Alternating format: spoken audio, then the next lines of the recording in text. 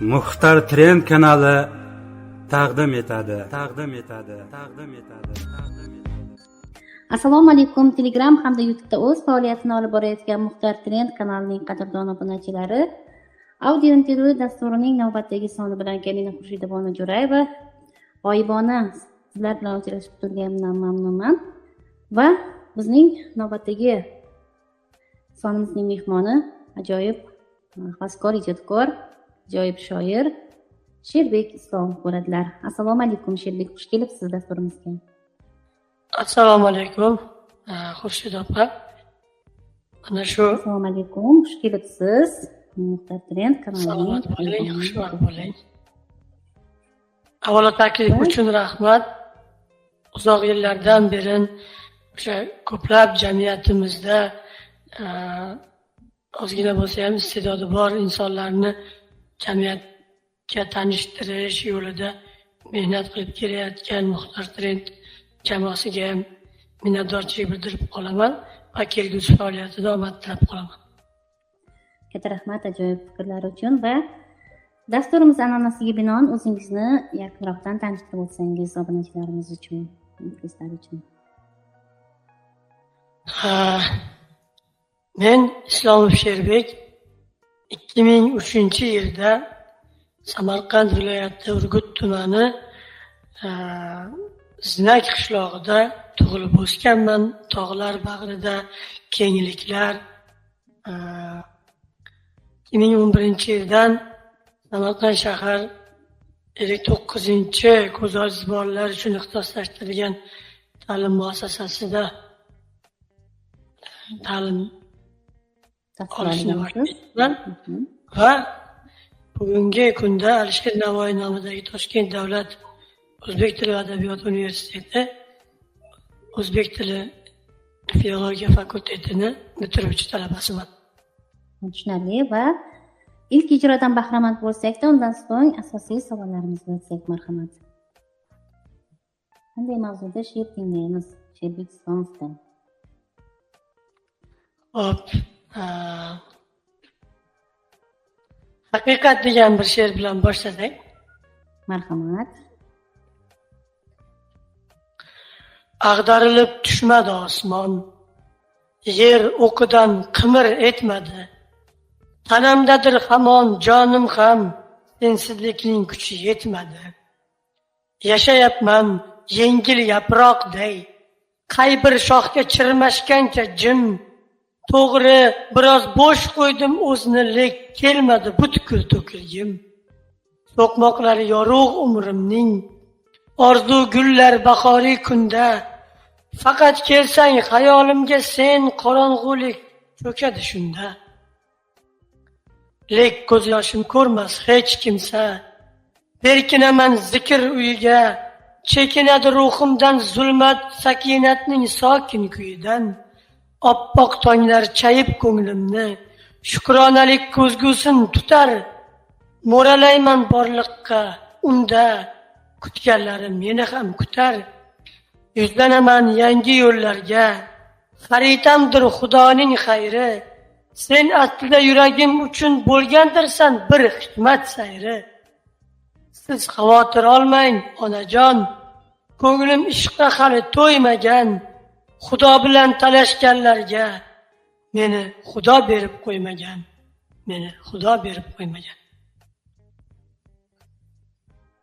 Qoyil, ofarin, judayam ajoyib satrlar va gap boshlash mumkin emas va biz davom etamiz. Sherbek Islomov, ijodga kirib kelishingiz qanday bo'lgan? Oilada ijodkorlar bormi? Yo o'zingizda qiziqish paydo bo'lganmi ijodga nisbatan? Ijodga kirib kelish menimcha bu baribir oilaviy muhitga bog'liq deb o'ylayman. Onam yoshliklarida juda ko'p adabiyotga qiziqganlar, ko'p kitob o'qiganlar va o'zlari ham she'r mashq qilib turganlarini aytadilar maktab o'quvchilik yillarida. Qolaversa dadam ham Toshkentda o'qib yurgan kezlarida ijodkorlarga yaqin bo'lib, ularni davralarida o'sha mashhur shoirlarimiz Erkin Vohidov, Muhammad Yusuf, Abdulla Oripovlarni hamsuhbatda bo'lishga musharraf bo'lganlar. Va oilamizda ham juda ko'p gazetalar o'qilardi. Gazetada chop etilgan o'sha hikoyalar deymizmi, she'rlar deymizmi, albatta menga o'qib berilardi. Tahlillar bo'lardi dadam bilan meni o'rtamda. Va albatta opam menga o'sha ko'plab she'rlar yodlatardilar. Asarlarni o'qib berardilar. Bu narsalar ta'sir qilgan deb o'ylayman. Ayam ayniqsa onam juda ko'p ertaklar aytib berardilar. Shu tariqa ijodga, adabiyotga, keyinchalik biz radio, albatta ta'kidlab o'tishimiz kerak, juda ko'p radio eshitganmiz. Shu bahona san'atga mehr qo'yganmiz. San'atga, adabiyotga shu tariqa mehr uyg'ongan desak to'g'ri bo'ladi. Albatta hayotimizning bir bo'lagi radio va shu radio orqali ko'proq shu ijodiy muhitimiz shakllangan deb ayta olishimiz mumkin. Bu fikringizga men ham qo'shilaman. Va Sherbek Islomovning ijodlarini qayerlarda kuzatishimiz mumkin? Internet sahifalarida, hozir ijtimoiy tarmoqda yozlangan, hozirgi davrda o'zining shaxsiy kanallari bormi va kitoblari chop etilganmi? Gazeta, jurnallarda chop etib turiladi. Shu haqida ma'lumotlar bersangiz.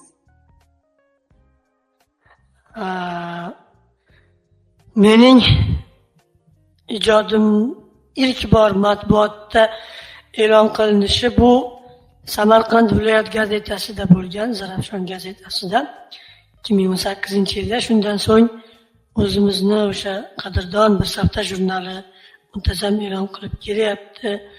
Undan tashqari Sharq yulduzi, Yoshlik kabi nufuzli jurnallarda, Hurriyat,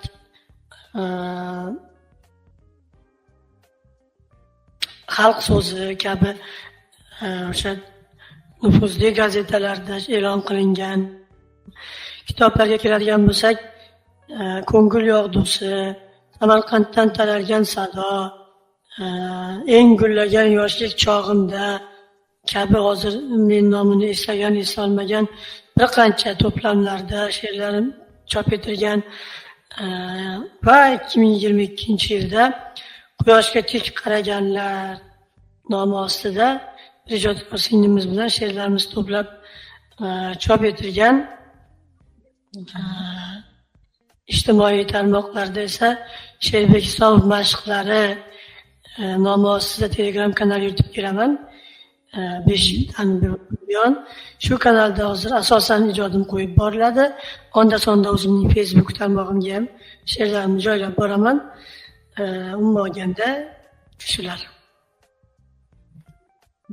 O'sha kanalga men Sherbek Islomov mashqlari desam, men shunchaki bu status o'rnida qo'yganligingizmi deb tushungan ekanman. Hozir o'zim ham o'sha kanalingizga ulanib ko'rdim. Albatta, kuzatib ko'raman ijodingizni, xudo xohlasa. Men ham muxlislaringizdan biriga aylanib qolaman degan umiddaman. Va she'rlaringizni audio tarzda ham ijro qilishadimi? Kimlar ijro qiladi? O'zingizning ijrochilaringiz bormi yo xohlagan ijrochilarga imkon berasizmi? Hozir ko'p bilasizki, ijtimoiy tarmoqda ko'proq shu audio ijrochilikka e'tibor ancha qaratilmoqda. Shoirlarning she'ri ijro qilinmoqda. O'zingiz ham ijro qilib joylaysizmi she'rlaringizni yo boshqalar ijro qilishadimi? Savol uchun rahmat. Men o'zi dastlab ijtimoiy tarmoqda o'sha ijodimni joylashni aynan audio she'rlardan boshlaganman.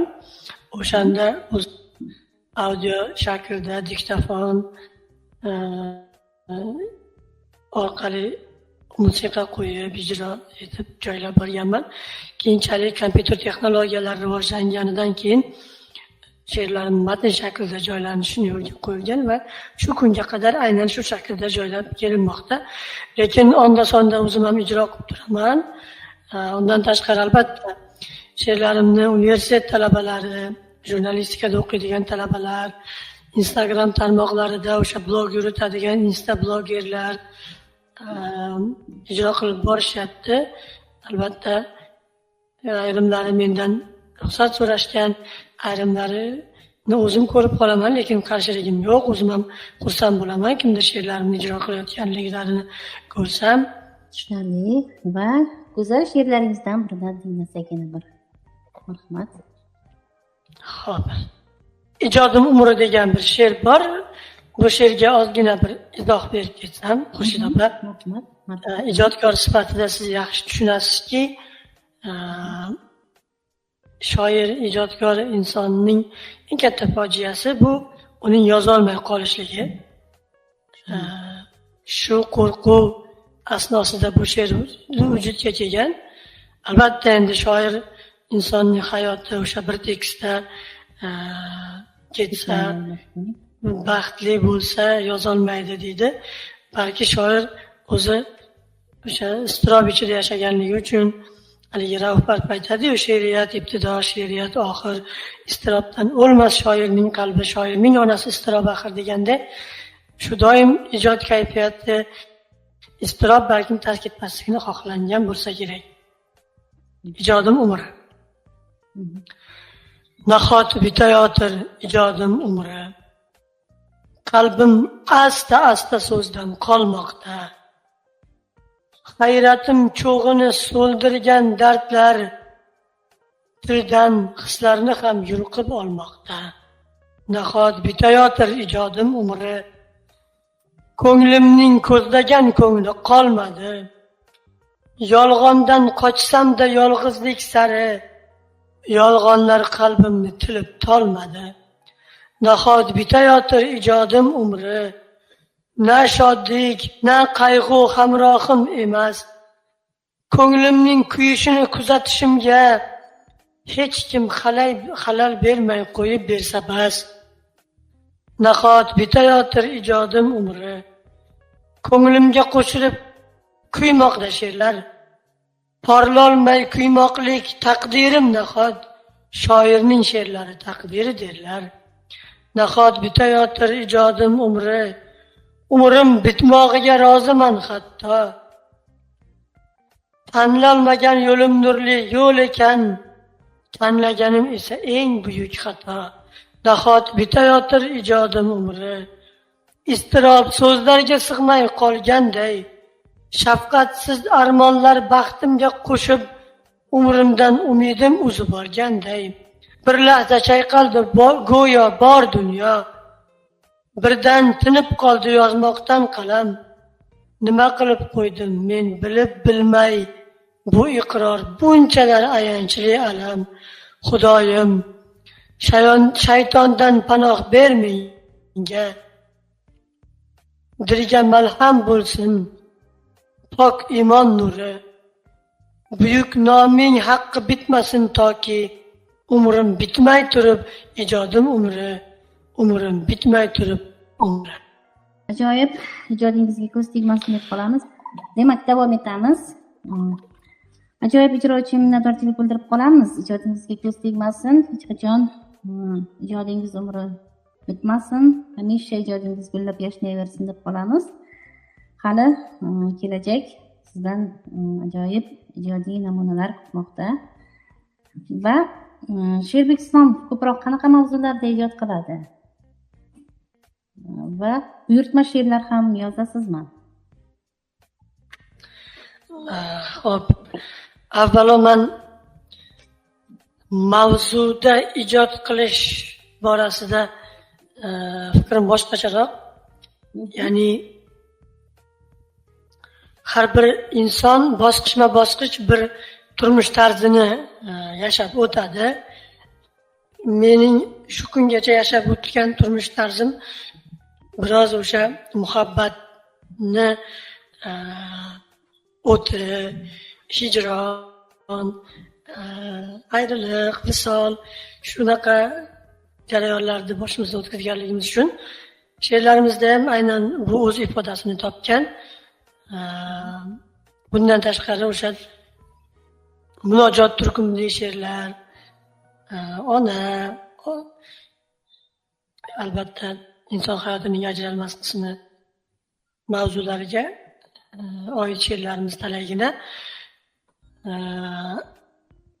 Buyurtma she'r. Ikkinchi savolingizga keladigan bo'lsak, buyurtmaga she'r yozmayman. Faqatgina yuragimning buyurtmasi bilan she'r yozaman. Tushunarli. Sizga kimdir shu mavzuda she'r yozishingizni aytishsa-yu yoki nimadir mavzuda she'r yozishingiz kerak bo'lsa-yu, o'sha paytda she'r yozib keta olasizmi yoki qachonki ilhom kelgandagina yoza olasizmi? Ya bilasizmi, o'zi aslida bir mavzu berishdan ilhomni boshlang'ich cho'g'ni alangalatishday gap.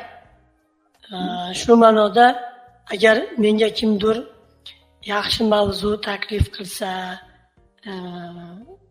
manfaatlardan tashqari bir haqiqatda dardi bor, uni dardini his qila olsam, men yozaman. Bu o'sha darslarda ko'p kuzatilgan, chunki bizda ayrim mavzular berilib, shuning kayfiyati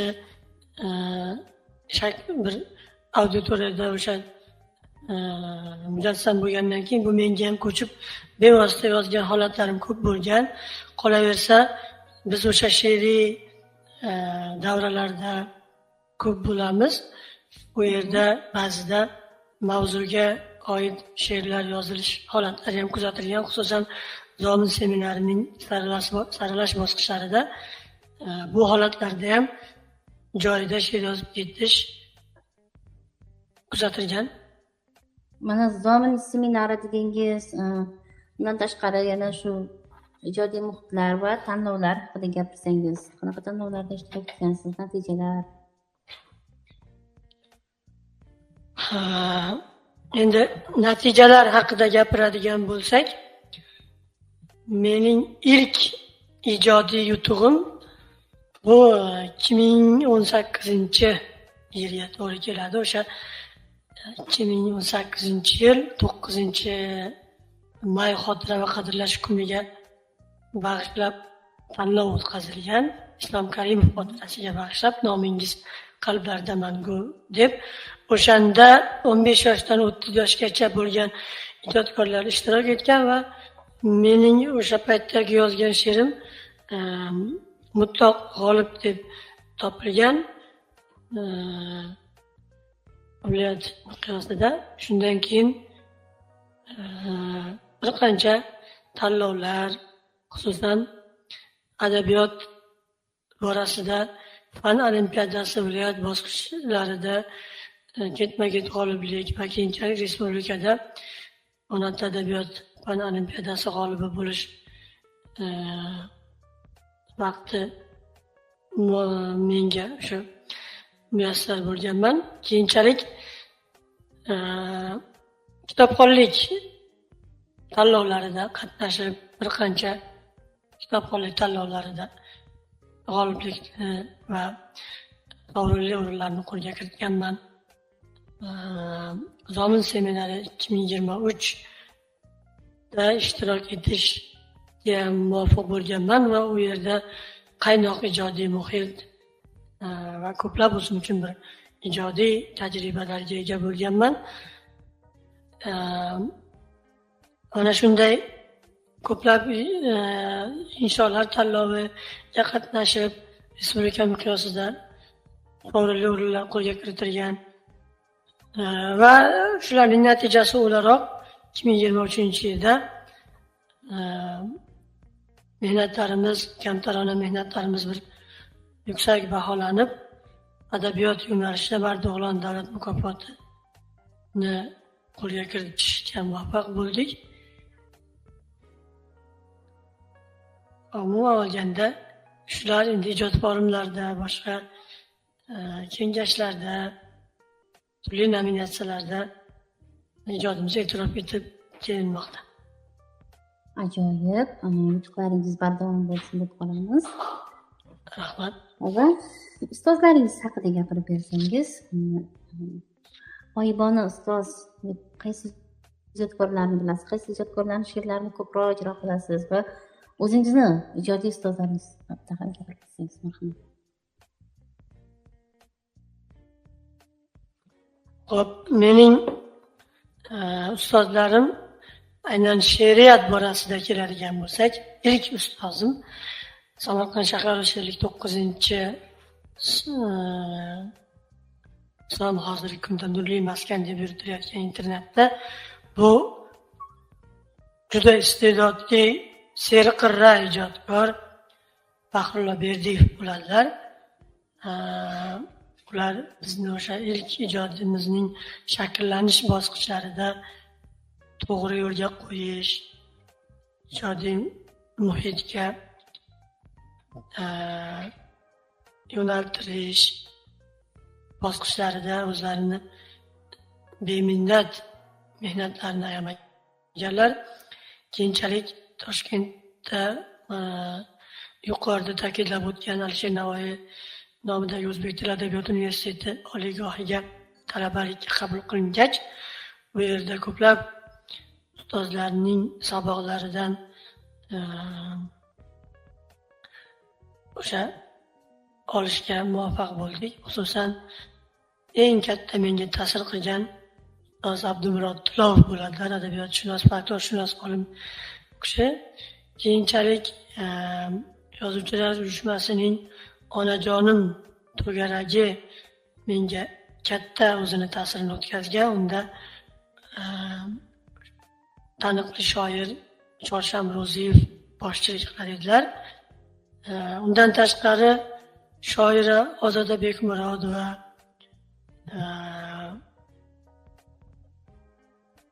menga ko'plab o'sha o'zlarini tavsiyalarini, fikrlarini bildirib boradilar. Mashhur yozuvchi, adabiyotshunos Ulug'bek Hamdam ijodimizga o'zlarini fikrlarini bildirib, qolaversa O'zbekistonda xizmat ko'rsatgan jurnalist, xizmat ko'rsatgan yoshlar murabbiyi, ham shoir, ham jurnalist, senator Abdusaid Ko'chimov ustozimiz she'rlarimiz to'g'risida fikrlarini bildirib, hatto kamchiliklarimizni to'g'rilab, yutuqlarini e'tirof etib kelmoqdalar. O'zim kuzatadigan shoirlardan, ijodkorlardan esa Usmon Azim, Zebo Mirzo, marhum shoirimiz Mansur Jumayev, taniqli shoir Botir Ergashev, umuman ko'plab shoirlarning ijodini kuzatishga harakat qilaman. Qolaversa o'zimning tengdosh o'sha yosh ijodkorlardan ham ko'plarni ijodlarini muntazam kuzatib borishga harakat qilamanki, o'zim uchun yangilik, bir o'ziga xos ijodiy maktab vazifasini o'tashligi uchun. Tushunarli. Demak, yana bir ijrodan bahramand bo'lsak, marhamat. Xo'p. Onajon degan bir she'rimni o'qib beraman. O'sha Toshkentdan qishloqni, oila a'zolarimizni, onamni sog'inib borayotgandagi yozilgan she'r. Onajon, men boryapman uyga, doimgidek yana qup-quruq. O'zgarmadi bolangiz hali, o'sha hamon betuturuq. Onajon, men boryapman uyga, sultonlardek mag'rur, ulug'vor, bag'rim esa belangan qonga, vujudim ham nuragan devor. Onajon, men boryapman uyga, g'amlarimni orqalagancha, semirtirib qayg'ularimni, o'zim esa ozganman ancha. Onajon, men boryapman uyga, tovonimda Toshkentning izi, unutilgan qishloq havosi, o'pkam to'la shaharning izi. Onajon, men boryapman uyga, ishonch, umid aylangan changga, jang maydoni bo'lsa kelajak, ikkisisiz kirarman jangga. Onajon, men boryapman uyga, dil yem bo'lgan yolg'on sevgiga, unutila yozdi bahor ham, kelmay qo'ydim men ham esiga. Onajon, men boryapman uyga, yaralanib do'st tuzog'idan, mehrim sochib tosh tillar uzra, mehrsizlar tosh o'chog'idan. Onajon, men boryapman uyga. Judo bo'lib butkul o'zimdan. Aytmasam ham bilib olasiz hammasini nursiz ko'zimdan. Onajon, men boryapman uyga. Sochingizda oqlar orqalab, Toshkent esa meni kutadi, yo'llarimga toshlarni qalab. Onajon, men boryapman uyga. Bag'ringizda bola bo'lgani, yana yangi zafarlar quchib yashash uchun kuchga to'lgani. Onajon, men boryapman uyga. Dilda cheksiz tog'inchim tuyib, meni menga qaytib berasiz, bek bolam deb erkalab suyib. Onajon, men boryapman uyga. Ajoyib. Ko'z oldimdan o'sha she'rni o'qiyapsiz-ku, ko'z oldimdan butun hayot, o'sha shaharda o'qib yurib, qishloqqa borishimiz ko'z oldimda bir zum o'tdi. Go'zal she'r uchun minnatdorchilik bildiraman va sizga savolim shuni davomi o'laroq. Sherbek Islomov bolalik xotiralari deganda nimalarni tushunadi? Qanday eslaydi bolalik xotiralarini?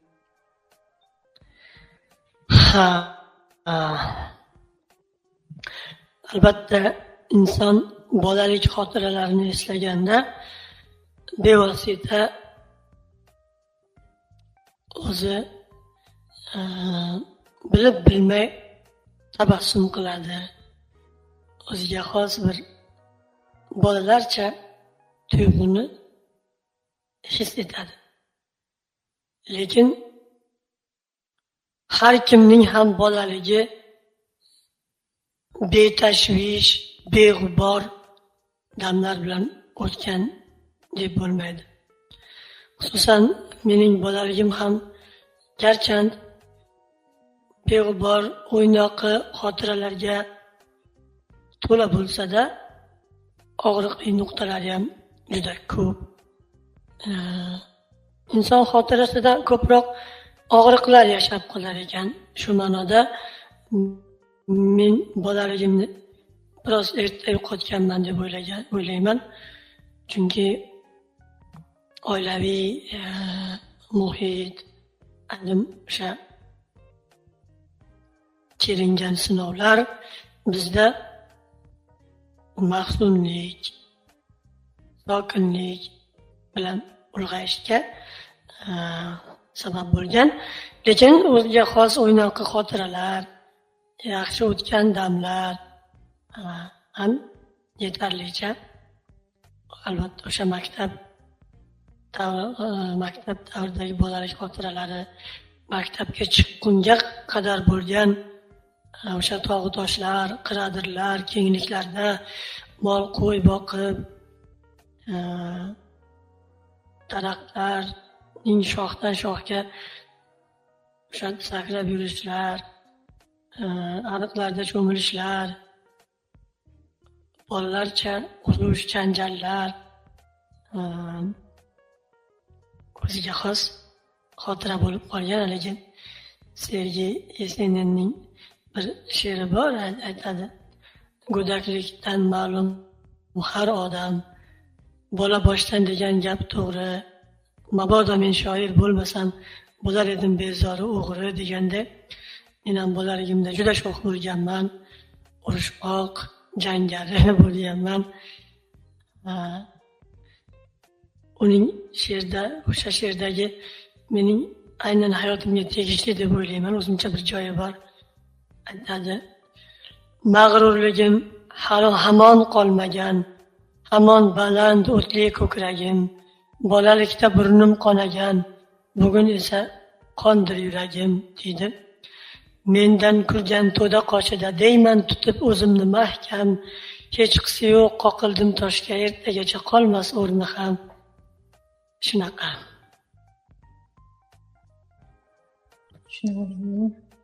Ajoyib.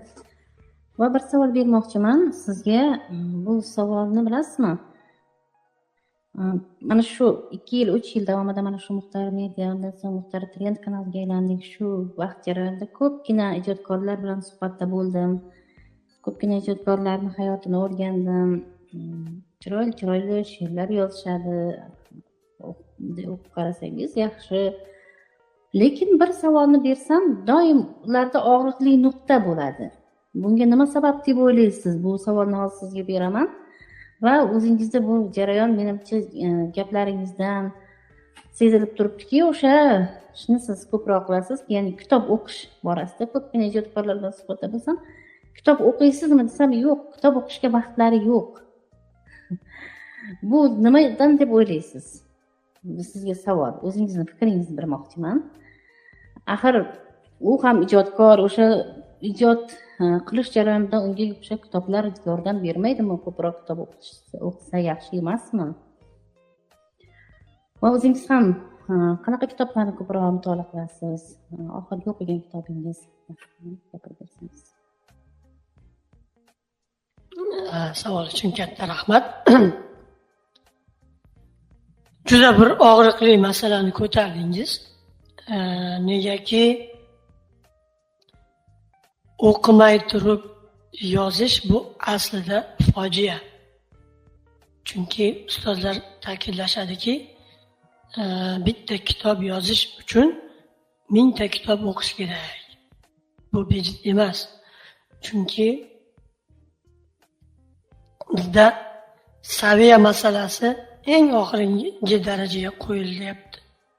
So'nggi paytlarda bu esa achinarli. Endi tasavvur qilib ko'ring. Bir ijodkorda iste'dod bor, dard bor. Uni qandaydir so'zlar bilan tasvirlasin. Lekin bir ijodkorda iste'dod bor, dard bor, shu bilan birga muntazam ravishda u mutolaaga oshno. U so'zni qadrlaydi. U aniqroq qilib aytganda so'zning ustasi. Dard bo'lsa-yu, iste'dod bo'lsa-yu, so'z sehrini anglamasa, so'zni zalvorini anglamasa, u yozgan narsa bilan bu yozgan narsani o'rtasida nechalik farq bo'ladi? Abdulla Qahhor o'sha eng bir so'zga qizg'anchiq ijodkor bo'lgan. Yozganlari ustida qayta ishlagan. O'zini yozgan narsasini boshqatdan ba'zi hollarda yozib chiqqanligi aytiladi o'sha ayollar Kibriya Qahhorova xotiralari. Ba'zida yarim bet narsa yozsalar, uni deyarli 2 ta gapgacha qisqartirib tashlagan holatlari yoki bir bet yozsalar, yarim betini qisqartirib tashlagan holatlarini aytadilar. Bejidga o'xshab adabiyotning kuchini o'tin yorishga sarflamaslik kerak yoki adabiyot atomdan kuchli deb ta'kidlamaydilar-da. Aytmoqchi bo'lganim, so'zdagi o'sha nafislik, jozibadorlik kitob o'qimagan ijodkor bilan kitob o'qigan ijodkorda yaqqol namoyon bo'ladi.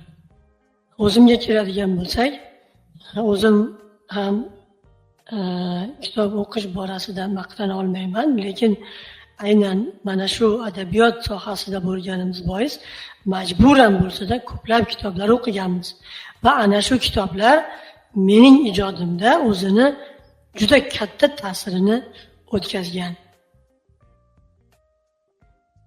Albatta. U kitoblar orqali siz o'zingizda bir uslub shakllantirasiz, maktab shakllantirasiz. Nima yozish mumkin, nima yozmaslik mumkinligi haqidagi o'lchovlarni o'zingizda o'sha tushunchasini hosil qilasiz. Shuning uchun baribir har bitta ijodkor o'qishi shart deb o'ylayman. Albatta bu fikringizga qo'shilaman. Shuning uchun ham ko'plab sayoz she'rlar, sayoz qo'shiqlar shuning oqibatida yaralib qolyapti deb o'ylayman. Shunday sizga. Va sizga yana bermoqchi bo'lgan savolim, she'rlaringiz qo'shiqlarga aylanganmi yo shuning ustida harakatdamisiz? Yuqorida aytib o'tdingizki, saviyasiz qo'shiqlar, saviyasiz she'rlar. Bugungi kunda ming afsuski, qo'shiq qanchalik bachkana, qanchalik saviyasiz bo'lsa, shunchalik ommalashmoqda. Shunday. Shu ma'noda o'zim ham musiqada musiqiy ozmi ko'pmi bilimlarimni olganligim uchun, musiqaga begona bo'lmaganligim uchun saviyasiz qo'shiqlar tug'ilishligiga yo'l qo'ya olmayman. Menga ko'p takliflar bo'lgan, mashhur xonandalar tomonidan ham, xaskor xonandalar tomonidan ham, ulardagi aksariyat holatlarda o'sha bastalangan musiqasining sayozligi meni qoniqtirmagan va qo'shiq bo'lishligiga yo'l qo'ymaganman. Lekin bugungi kunda yaxshi ijodkorlar tomonidan bastalanyapti. Tez orada buni ham ommaga e'lon qilamiz. Qolaversa, o'zim ham bastalaganlarim bor, ularni ham o'zim ijro etish vaqti kelsa niyatim bor. Bugungi kunda sun'iy intellekt juda bir ommalashib ketdi. O'sha qo'shiqlar ham sun'iylashib ketyapti-da. Bu juda bir achinarli, ijodni sun'iylashtirish. Shuning uchun yaqinda bir ijodkor menga she'rlarimni qo'shiq qilingan variantini tashladi. Ko'rdim. Juda bir haligi nima deydi, joy-joyida. Bu nimani mahsuli? Kimni ijodini mahsulsa, sun'iy intellekt g'oyasi. Va men bunga tabiiyki albatta yo'l qo'ymadim, chunki men she'rlarimni sun'iy intellektga yozdirmaganman. Mening dardimdan paydo bo'lgan aytaylik bir dil izhorini dardi bor bastakor, dardi bor ijodkor bastalashligini xohlayman. Tushunarli. Va Sherbek Islomovni yaqinda ijrosini eshitib qoldim. Bir qiz bilan Dilorom ismli ajoyib xonanda bilan duet kuyladingiz. Men to'g'risi sizni ijodkor sifatida mana shu yil tanigan bo'lsam, ijodingiz bilan yaqinroq tanishib boshlagan bo'lsam, o'sha ijodiy forumlar orqali qo'shiq aytishingizni ham o'sha birinchi marotaba eshitdim. Agar iloji bo'lsa, imkon bo'lsa, bir shingil xirgoyi qilib aytsangiz. Bir qo'shiq. Xo'p bo'ladi.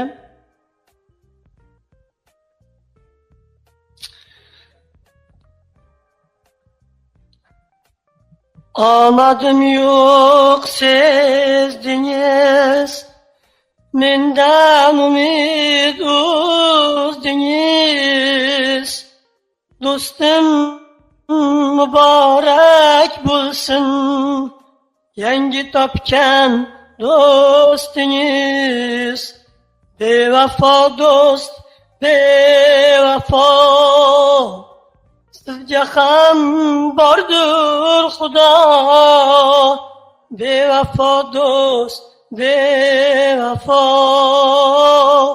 sizga ham bordir Xudo. Ilon chiqdi inidan, pichoq chiqdi qinidan. Siz bitta musulmonni chiqardingiz dinidan. Shunaqa. Rahmat. Katta rahmat. Ovozingizga ko'z tegmasin. Haqiqatan ham Bahodir Mamajonovni eshitgandek bo'ldik deb aytish mumkin. Ajoyib ijro. Va Sherbek, taqlid san'atidan ham xabaringiz bor edi, adashmasam.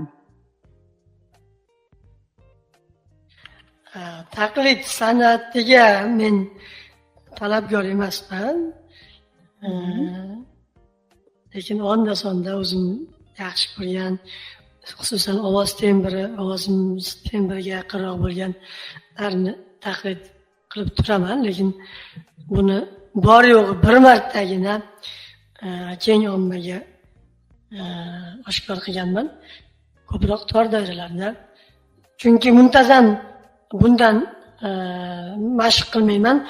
Har bir iste'dod mashq bilan charxlanadi va mashq bilan o'sha sayqallanib bir mukammal shaklga keladi. Shuning uchun men ko'p mashq qilmaganligim, ko'p bundan foydalanmaganligim uchun buni yetarli deb hisoblamayman. Tushundik. Unda keyingi dasturlarimizda sizdan ajoyib takliflar kutib qolamiz. Nasib bo'lsa. Xudo xohlasa. Va yana bir go'zal she'rlardan biridan bahramand bo'lsak, hajviy she'rlar ham ijro qilganingizni eshitganman. Ijodiy bu jarayonida. Endi hajviy she'rlar uchrab turadi. O'zim ijodimda juda kam. Hozir birini o'qib berishga harakat qilaman. Juda bir mukammal she'r emas.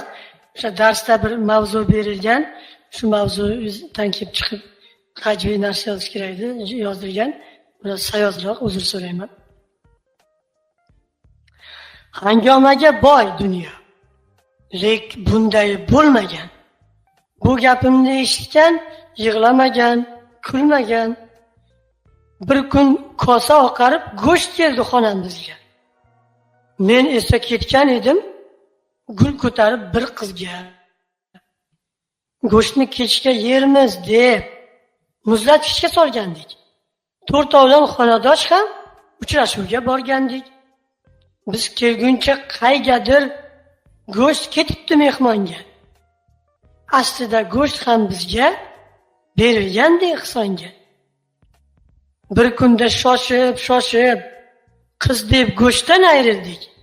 Ochlikdan to'rtovlon ham sevmaslikka ahd qildik. Katta rahmat, ajoyib. Jodingizga tegmasin. Bu o'sha endi nima deydi? Yotoqxona, universitet sharoitidan kelib chiqib yozilgan. Albatta tushundim. Va bir savolim kelib qoldi. Savolni ko'pchilikka bergandim, sizga ham berishni lozim topdim. O'zimga ham yarashadi, chunki insonni ko'p davrlarda sizni taniydigan insonlar bo'ladi-yu, do'stlaringiz bo'ladi, she'rlaringizni muntazam kuzatib boruvchi insonni, ijodkorni, ya'ni o'zini biron bir yaxshi ko'rgan qo'shiq, mana shu qo'shiqni ijro qiling deb qo'shiqchilardan ijro qilishni talab qilgani kabi sizni ham vizitkangizga, ya'ni chaqiruvingizga aylanib qolgan she'ringiz bormi? Ya'ni shu she'rni ijro qiling deb iltimos qiladigan she'ringiz bormi davrlarda? Mana shu she'ringiz qancha chiqqan, shuni ijro qiling deb ko'proq nima qilishadimi? Menda albatta bunaqa she'rlar bor, lekin Xudoga shukrki, u she'rlar aynan bitta bo'lib qolmagan. Bir nechta. Dastlab shunaqa bo'lgan she'r bu Noma'lum sevgim degan bir she'r. Keyin Hasrat, Qutqaring yelkam, keyin yuqorida o'qiganimiz Onajon men boryapman uyga va Tushlarimga kirmang oromim buzib degan bir she'r. Shuni nimalarda ko'p so'rashadi. Tushunarli. Va Sherbek, oldindagi rejalar, orzu, armonlar haqida gapirsangiz marhamat. Nimani topdingiz, nimani yo'qotdingiz yoki yo'qotilgan armonlar desam, endi balki hali yoshsiz, kelajak hayot oldinda. Bunaqa savol berish ertadir deb o'yladimda, orzular va armonlar va oldindagi rejalar deya savolni bermoqchiman. Avvalo yo'qotilgan fursatlar deyilsa, men hech ikkilanmay aytamanki, arzimagan tuyg'ular, o'sha tuyg'ularga arzimagan insonlar uchun hasratda va azobda o'tgan damlar deb bilaman. Topganlar bo'lsa bugungi kunda bizni aynagan, bizni borimizcha yonimizda bo'lgan do'stlarim, bo'lajak umr yo'ldoshim hamda bugungi kunda faoliyat yuritib kelayotgan O'zbekiston Milliy axborot agentligi, u yerdagi jamoa men topgan eng nodir, noyob narsa, hayotning bir menga bergan sovg'alaridan deyman. Rejalarim bo'lsa, albatta Xudo xolasa o'zimning dastlabki bir yakka mualliflik sifatidagi kitobimizni chop etish, yanada ijodimizni o'sha keng ommaga taqdim etish va albatta kelajakda bir nima deydi, shu bizni eslanganda kimningdir o'sha qalblariga bir o'zimizni ozgina bo'lsa ham o'rnimizni muhrlaydigan bo'lib yetishish niyat bor. Xudo xohlasa, Allohim shu kunlarga yetkazsin, ilohim. Va mana shu bunday ajoyib kunlarda ham YouTube'laringizni g'oyibona bo'lsa-da kuzatish, balki offlayn tarzda ham sizni kuzatish bizga ham nasib bo'lsin deb qolamiz. Va so'nggi ijrodan bahramand bo'lsak, marhamat. Keling, hozir o'qib bermoqchi bo'lgan she'rimga ham ozgina izoh berib o'tsam. Hayotda suhbatdoshlik o'ta muhim. Suhbatdosh bu juda muqaddas tushuncha. Ayniqsa o'zingizni yaqinlaringiz, oila a'zolaringiz bilan bo'lsa, juda nur ustiga nur. Behisob shukrki, men oilada otam bilan ham, onam bilan ham juda yaxshi do'stman, suhbatdoshman. Otam bilan ana shunday suhbatlarimiz davomida menga otam duch kelishi mumkin bo'lgan to'siqlar, nohaqliklar yoki umuman hasad, hamma narsa, ko'p narsalarni menga ogohlantirib berganlar. Mana shu narsalardan ko'p saboq olganman. Yoki o'sha qandaydir siz aytganday bir nimagadir erishganday bo'lsak, o'shanda o'zimizni qanday tutishimiz kerak. Bu haqda ham bizga yetarlicha saboq berganlar. Shuning uchun siz aytgan cho'qqilar yaqinday ota degan bir she'r yozganman. Yaxshi o'sha kayfiyatda bo'lgan paytlarimiz. Siz aytgan cho'qqilar yaqinday ota, ruhim his etmoqda parvoz gashtini. Tushunib yetyapman metin iroda, bermoq mumkin ekan yigit baxtini. Ota, ogoh qilgan tuzoqlaringiz chiqib kelmoqdalar yo'limdan bir-bir. Eplab kelmoqdaman chetlab o'tishni, men uchun go'yoki ayon bo'lgan sir. Ota, aytganingiz o'sha noykaslar eng zaif nuqtamga uzmoqdalar o'q. Qonimni yaramga malhamday surtib, biroz tin olsamda yiqilganim yo'q. Ota, ko'plar kulib ketgan ustimdan. Bugun otdaman-u, kulolmadim-da. Tilimga ehtiyot bo'ldi-mu attang, dilimga ehtiyot bo'lolmadim-da. Otajon, mag'rurda sizning o'g'lingiz. Qochmadim boshimga otilgan toshdan. Oftob bo'lib berdim kimlar uchundir. Bahra olmay turib o'zim quyoshdan. Baribir sinmadim ota. Umidim puch qilma o'g'lim derdingiz. Axir qing'ir yo'llar xaritasini men uchun oldindan chizib berdingiz. Qanotlarim bo'ldi o'gitlaringiz. Parvozim go'yoki yashinday ota. Olib uchmoqdalar duolaringiz. Siz aytgan cho'qqilar yaqinday ota. Ajoyib, o'sha cho'qqilarga erishishingizga tilakdoshmiz. Katta rahmat. Va marhamat Muxtor Trend kanalining obunachilariga, o'zingizni ijodingizni muntazam kuzatib boruvchi muxlislarga, yaqinlarga tilaklaringiz bo'lsa eshitamiz, marhamat.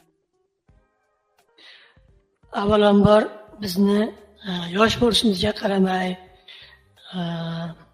ijodimizga e'tibor qaratganlaringiz uchun sizga va Muxtor Trend jamoasiga yana bir bor o'z minnatdorchiligimni bildirib qolaman. Umid qilamanki, suhbatni eshitganlar oz bo'lsa-da o'zlariga bir yangilik, bir ma'naviy bir oziqa oladi deb o'ylayman. Ijodimni kuzatayotganlar va befarq bo'lmayotganlarga esa men bilanliklari uchun men o'zimni g'oyat baxtiyor his etishimni aytib qo'ymoqchiman. Ularni borligi men uchun kuch bag'ishlaydi va umid bag'ishlaydi.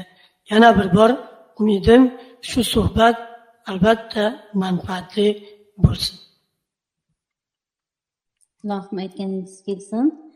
Avvalambor taklifimizga yo'q demasdan, bajonidil rozi bo'lganingiz uchun chin qalbdan minnatdorchilik bildirib qolaman. Ijodingizga ulkan barkamollik tilayman, parvozlar tilab qolaman. Martabangiz bundan-da ulug' bo'lsin deb qolaman. Sherbek, xush kelibsiz yana bir bor G'oyibona efirimizga. Hurmat bo'ling. Taklif uchun katta rahmat.